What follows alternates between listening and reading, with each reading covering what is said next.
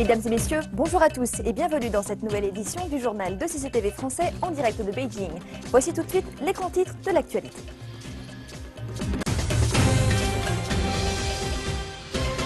Le Premier ministre chinois Li Keqiang prononce le discours d'ouverture de la conférence annuelle du Forum de Boao, soulignant l'importance d'une nouvelle dynamique pour l'Asie. Manifestation de solidarité avec la Belgique à travers toute l'Europe après les attentats sanglants qui ont frappé Bruxelles mardi.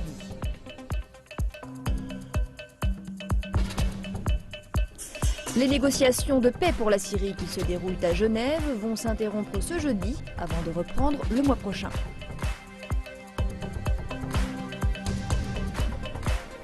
Le président américain Barack Obama est en Argentine pour une visite de 2 jours pour tenter un rapprochement entre les deux pays. Enfin, la Chine et le Royaume-Uni publient ensemble un livre blanc sur le commerce électronique transfrontalier.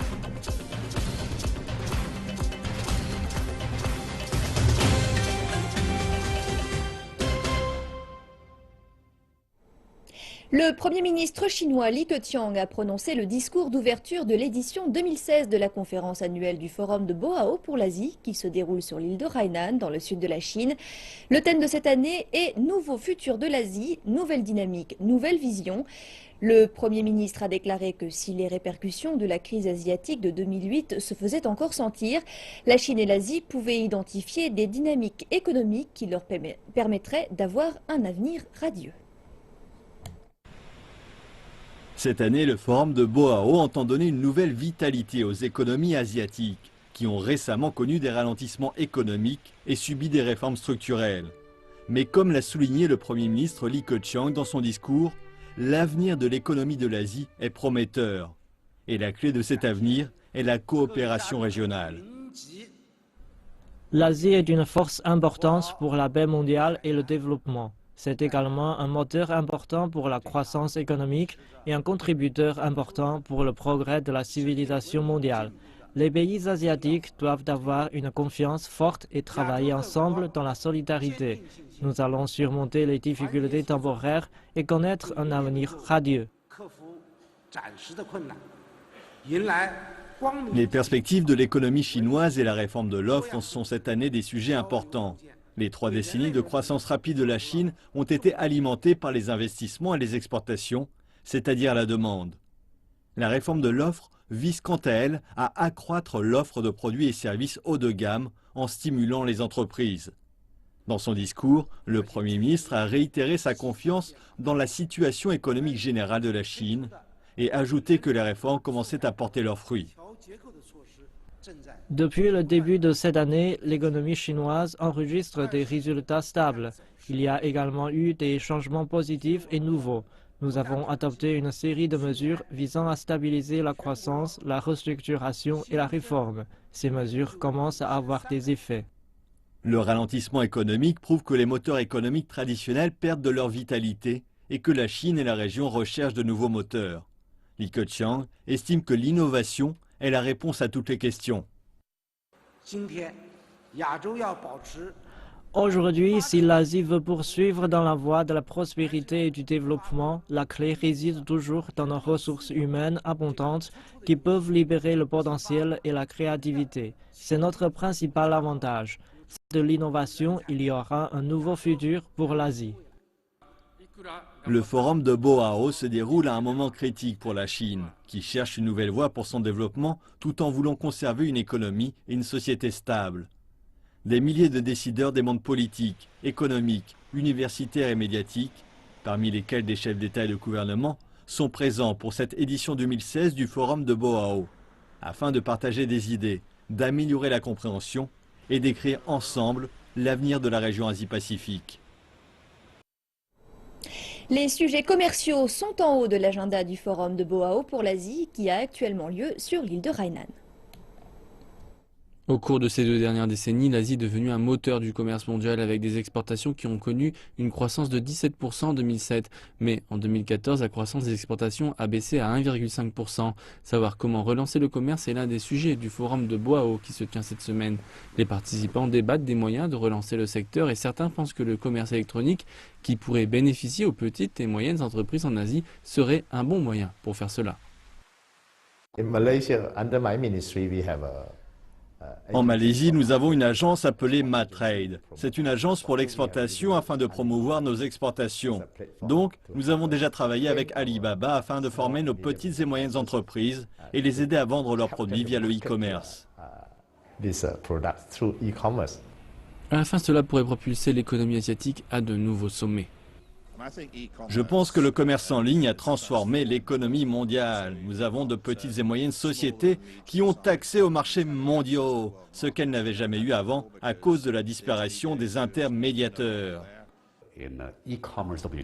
Avec l'IOMC, le focus sera mis sur davantage de standards mondiaux, les systèmes de paiement compatibles au niveau mondial, les versements de fonds compatibles au niveau mondial. Avec l'impasse du cycle de Doha, l'IOMC est vu comme une potentielle bouffée d'air frais pour le commerce mondial. Personnellement, j'approuve fortement l'idée. Je pense que cela peut être une image réfléchie de l'actuel OMC, mais avec bien plus de secteurs privés et bien plus d'entrepreneurs adaptés au commerce en ligne et à l'économie digitale. Toutefois, certains préviennent que les préoccupations existantes concernant l'OMC s'appliqueront aussi à l'e-commerce. Ces standards commerciaux unifiés pourraient affecter les plus petites sociétés. Je pense que c'est l'idée derrière la structure. Mettre des structures, mais pas trop, qui pourraient faire des dégâts à l'e-commerce, lequel est en train d'être grandement libérateur pour le commerce mondial. Les experts disent que la Chine est en train de devenir le pays des puissantes entreprises d'e-commerce comme Alibaba. Le pays se prépare à prendre de plus grandes initiatives en élaborant les futures règles du commerce. Direction l'Europe à présent. La Belgique est en deuil et dans toute l'Europe, les manifestations de solidarité se sont multipliées après les attentats terroristes de mardi à Bruxelles. L'enquête progresse, mais l'un des terroristes est toujours en fuite. Bruxelles est en deuil. Unie dans la douleur, la population a rendu hommage aux personnes tuées et blessées dans les attentats terroristes de mardi. Les gens sont encore sous le choc. Pourtant, les attentats auraient pu être bien pires. Dans l'aéroport, la troisième bombe qui n'a pas explosé était, selon le procureur belge, de loin la plus puissante et aurait fait de nombreuses victimes. La police a identifié 2 des terroristes comme étant des frères, Khalid et Ibrahim El Bakraoui. Khalid, âgé de 27 ans, s'est fait exploser à la station de métro de Maelbeek. Son frère Ibrahim, que l'on voit au milieu de l'image, était l'un des kamikazes de l'aéroport. L'homme sur la gauche s'est lui aussi fait exploser. Les médias belges l'ont identifié. Il s'appellerait Najim Lakraoui. Ce serait lui qui aurait fabriqué les bombes utilisées lors des attentats de Paris en novembre dernier. Le troisième homme n'a pas été identifié et est encore en fuite. Dans toute l'Europe, des manifestations de solidarité avec la Belgique se sont déroulées, en particulier en France, qui l'an dernier a été visée à 2 reprises par des attentats. L'une d'entre elles a été planifiée à Bruxelles. Les attentats de mardi pourraient être liés, mais le Premier ministre français a déclaré que les autorités belges ne devaient pas porter la responsabilité de ces attentats et que c'est toute l'Europe dans son ensemble qui est responsable de la montée de l'extrémisme. On a fermé les yeux, mais partout en Europe et aussi en France sur la progression des idées extrémistes, du salafisme, des quartiers qui, à travers ce mélange de trafic de drogue et d'islamisme radical, ont perverti, je reprends ce mot, une partie de la jeunesse. Et à Bruxelles, les habitants sont déterminés à reprendre une vie normale, même si les Belges ont l'impression que la menace terroriste fera désormais partie de leur vie. Il s'agit du 3e attentat terroriste à frapper l'Europe en 15 mois. Ils mettent en relief l'incapacité des forces de l'ordre à les empêcher et la vulnérabilité de la population face à ces actes imprévisibles.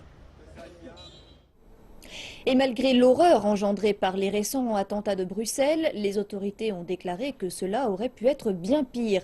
Le procureur fédéral belge a divulgué les détails à propos d'une bombe qui n'aurait pas explosé mardi. La police belge a mené une série de perquisitions à Schaerbeek et un atelier de fabrication de bombes a été découvert. Une perquisition a été effectuée à cette adresse et a permis de découvrir 15 kg d'explosifs de type TATP, 150 litres d'acétone, 30 litres d'eau oxygénée, des détonateurs, une valise remplie de clous et de vis, ainsi que du matériel destiné à confectionner des engins explosifs. Les ingrédients utilisés pour confectionner les bombes correspondent à ceux utilisés lors des attentats de Paris. Le chauffeur de taxi qui a conduit les assaillants responsables de l'attentat perpétré à l'aéroport de Bruxelles a contacté la police belge. Une bombe a éclaté, une autre non. Aussi tragique que cela a été, ça aurait pu être pire. Le trio a laissé derrière ce qui aurait pu devenir une bombe. Son sac contenait la charge explosive la plus importante. Peu après l'arrivée du service de déminage de la Défense, ce sac a explosé en raison de la grande instabilité des explosifs. Heureusement, aucune personne n'a été blessée grâce au professionnalisme des intervenants.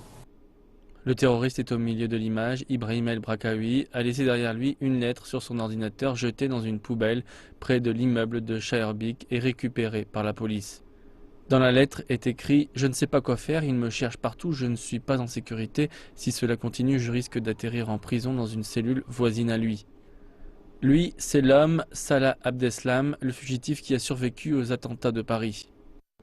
Il a échappé aux arrestations jusqu'à vendredi dernier. La lettre d'El Bakraoui suggère que l'arrestation d'Abdeslam a accéléré le calendrier pour les attentats de Bruxelles.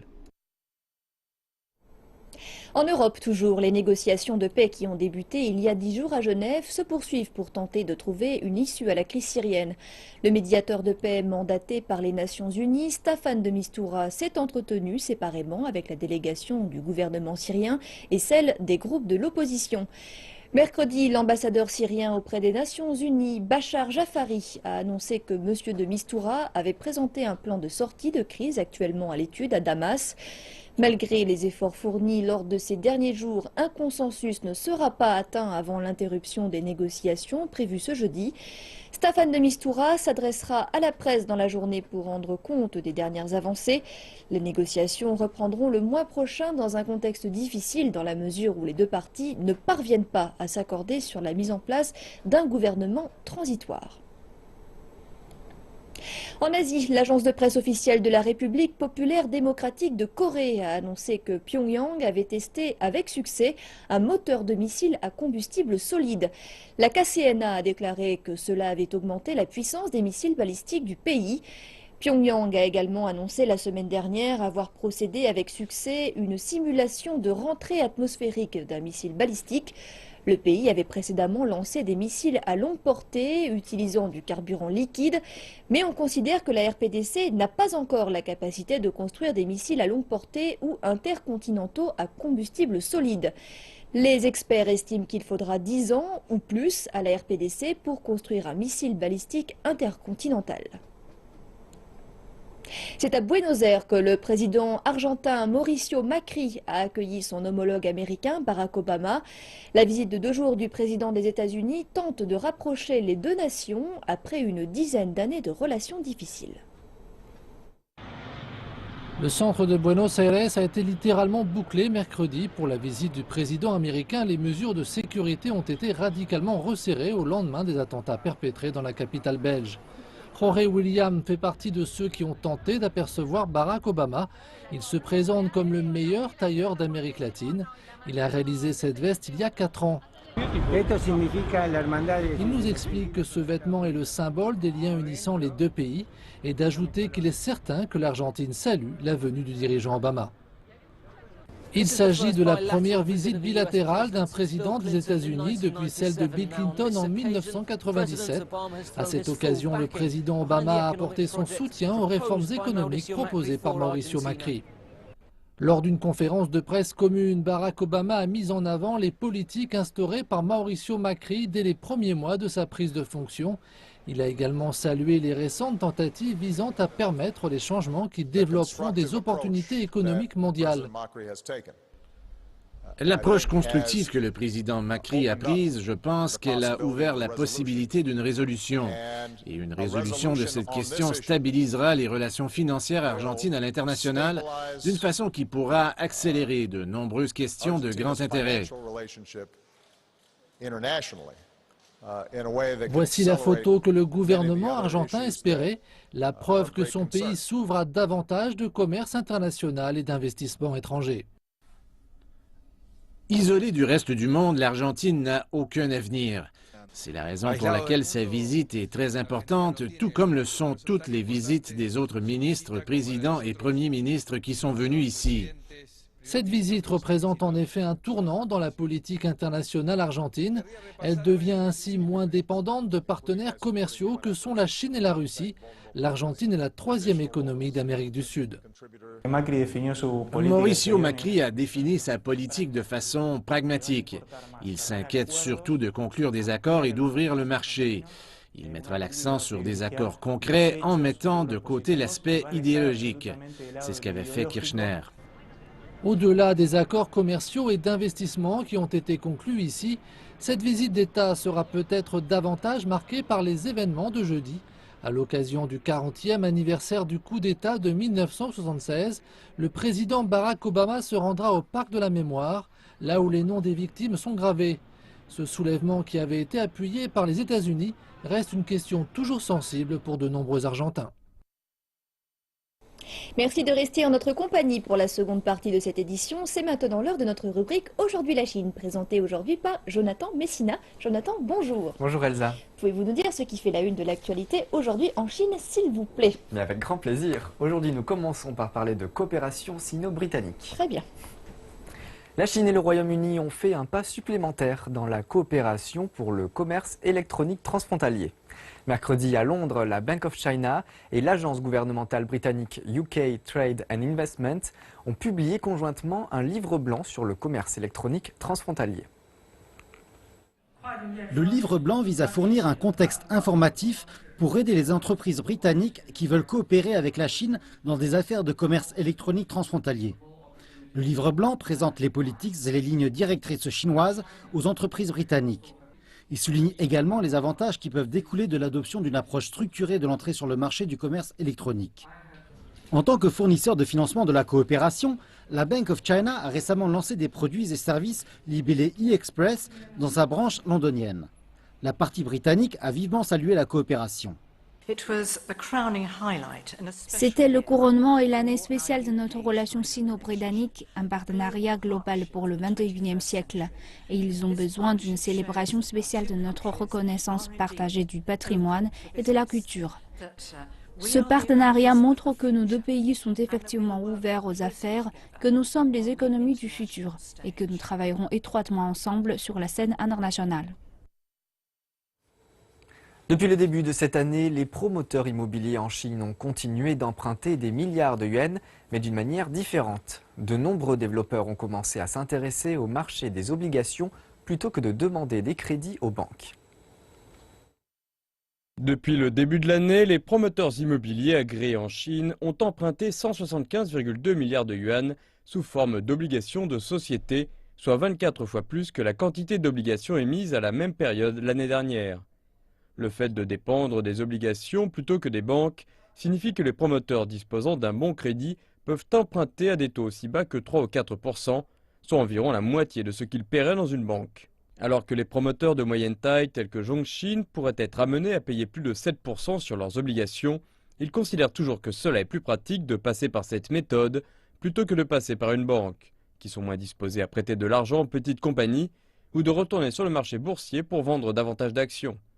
Si la plupart des promoteurs refusent d'aborder le sujet de la structure de leurs dettes, les chercheurs spécialisés dans le secteur immobilier pense savoir ce qui se cache derrière cette vague d'émissions d'obligations de société. De nombreux promoteurs immobiliers ont commencé à se financer en émettant des obligations en dollars en 2013. Mais avec la dépréciation du yuan et la hausse des intérêts qu'ils devaient payer en dollars, de nombreux promoteurs ont choisi de racheter leurs obligations en dollars afin de réduire les coûts de financement de plus en plus élevés dus à la hausse du dollar. Après avoir racheté leurs obligations en dollars, ils considèrent à présent un nouveau type d'investissement en Chine, et cela nécessite un nouveau type de financement. Il s'avère ainsi que la Chine fournit actuellement un environnement idéal pour émettre des obligations de société. La dépréciation continue du yuan au cours de ces derniers mois a rendu les dettes étrangères moins attractives qu'auparavant. Selon le Bureau national des statistiques, le capital étranger du secteur immobilier a chuté de plus de 50% au cours de l'année dernière, passant de 63,9 milliards à 29,6 milliards de yuan. Par ailleurs, au niveau national, 905 milliards de yuan ont été investis dans des développements immobiliers au cours des 2 derniers mois, soit une augmentation de 3% en glissement annuel. Avec la hausse des prix de l'immobilier qui remet sur pied les développeurs chinois, davantage d'entre eux sont prêts à acheter des terrains autour des villes de première catégorie avec de l'argent provenant de leur vente d'obligations. Yan Huijin s'attend à ce qu'une nouvelle période de hausse des prix des logements en résulte. La province insulaire de Hainan, située à l'extrême sud de la Chine, est l'une des destinations touristiques favorites des Chinois. Le gouvernement chinois investit dans de nombreux projets d'infrastructures pour faciliter le transport sur l'île, qui dispose à présent de 3 aéroports, d'un port d'attache de croisière de luxe et d'un train circulaire à grande vitesse. Notre journaliste s'est rendu sur place pour observer les changements que ces nouvelles infrastructures ont apportés. C'est un reportage signé Lisa T. Il n'a jamais été aussi facile de voyager sur l'île de Hainan, en particulier depuis l'ouverture du tronçon ouest de la ligne ferroviaire. Le train fait à présent le tour complet de l'île. Allons jeter un coup d'œil. L'île de Hainan possède tous les attraits pour plaire aux vacanciers. Plages de sable fin, montagnes luxuriantes et sites pittoresques culturels et religieux. L'industrie du tourisme est la principale source de revenus de l'île. Le gouvernement central souhaite faire de la province une destination touristique de niveau international d'ici à 2020. L'amélioration des infrastructures et des transports permet non seulement d'attirer de plus en plus de touristes, elle relie également les principaux moyens de transport entre eux. La station aéroport Phoenix est ouverte au public depuis le 30 décembre 2015. Cela fait 40 jours que le train circule. Il y a en moyenne 1600 passagers environ. La particularité de cette station est qu'elle se situe près de l'aéroport Phoenix. En ligne droite, la gare se trouve à seulement 180 mètres. Et en traversant une passerelle, elle se trouve à 301 mètres, reliant les lignes de chemin de fer, les routes et l'aéroport. On peut dire qu'il s'agit d'une station très pratique. Le train dessert 29 arrêts et s'arrête dans tous les districts de l'île. La section ouest de la ligne s'étend sur 345 km et dessert 6 districts à partir de Sanya. La section orientale s'étend sur 308 km et est en service depuis fin 2010, reliant le chef-lieu de la province Haikou à Sanya. L'année de son ouverture avait entraîné une hausse du tourisme de près d'un tiers. Le train peut rouler jusqu'à 200 km/h, faisant le tour de l'île en un peu plus de 3 heures pour seulement 270 yuan environ. La facilité des transports et l'amélioration des environs ont attiré davantage de touristes venus de l'extérieur. Ces 3 étudiants français profitent de leurs vacances pour faire le tour de l'île. Il est super rapide, et donc, on a remarqué qu'il pouvait faire toute l'île très rapidement, donc c'est super sympa. En plus, il y en a pas mal. Il est beaucoup plus propre en fait que les trains habituels qu'on a déjà pris avant. Du coup, bon, c'est bien, on est confortable et on est bien assis. Enfin, si on a une place assise, quoi. Ce train ne profite pas seulement aux touristes, il améliore également la vie quotidienne des habitants locaux. Je rentre dans ma ville natale. Le train à grande vitesse de Sanya nous permet d'économiser du temps et facilite nos trajets quotidiens pour se rendre au travail. Je suis très content de l'ouverture de cette ligne à grande vitesse. C'est la première fois que je prends ce train à grande vitesse. Je le trouve très pratique. Les paysages à l'extérieur sont magnifiques. J'aime beaucoup. Selon le Bureau national des statistiques de Chine, la province du Hainan a rapporté plus de 268 millions de dollars en 2014, soit plus du triple depuis que la province a obtenu le statut de zone économique spéciale dans les années 1980. Avec l'ouverture de cette deuxième moitié, l'île compte accueillir 47 millions de visiteurs cette année.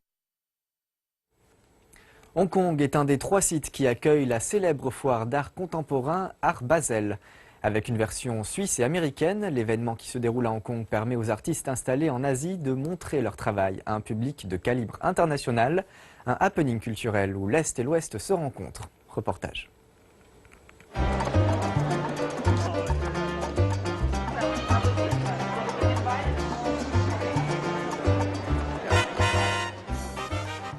Certaines des œuvres d'art les plus convoitées du monde ont été amenées à Hong Kong pour une exposition à ne pas manquer pour tout collectionneur qui se respecte. Voici le Art Basel de Hong Kong, la plus grande foire d'art contemporain d'Asie, où quelques 3000 artistes et 200 galeries provenant de 35 pays et régions du monde sont représentées. On y retrouve des œuvres réalisées au début du XXe siècle et d'autres qui viennent tout juste de faire leur entrée sur le marché. C'est véritablement la Mecque de l'art contemporain. C'est autant un endroit pour faire des acquisitions que pour se faire voir. Mais si on compare l'événement à Basel en Suisse et celui de Miami, l'exposition de Hong Kong permet une meilleure représentation de l'art contemporain en Asie. L'artiste chinoise Stella Zhang présente ses œuvres pour la première fois dans le cadre de cette exposition. Ces œuvres d'art sont une réflexion sur la sexualité féminine. Elle se dit comblée de voir l'art asiatique présenté à un public international. Les artistes d'Asie sont très intéressants. Il y a plusieurs artistes de très haut niveau et des œuvres intéressantes. Ils s'influencent mutuellement. J'ai beaucoup de chance. C'est intéressant de pouvoir échanger entre nous. 50% des galeries qui exposent ici sont installées en Asie et profitent de cette plateforme pour tisser des liens avec le reste de la planète.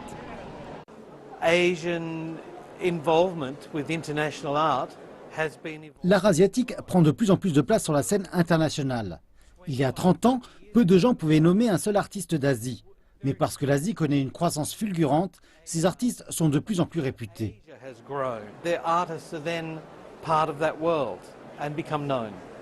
Même si l'événement se déroule dans un contexte économique rempli de défis, on s'attend quand même à attirer 60 000 collectionneurs et visiteurs, un nombre équivalent à l'année dernière. Cela nous donne beaucoup d'énergie et c'est très stimulant, comme c'est le cas chaque année. Je suis une nouvelle collectionneuse de Taïwan et je suis venue spécialement pour cet événement. C'est une excellente opportunité de voir le genre de travail que j'apprécie parmi de grandes œuvres.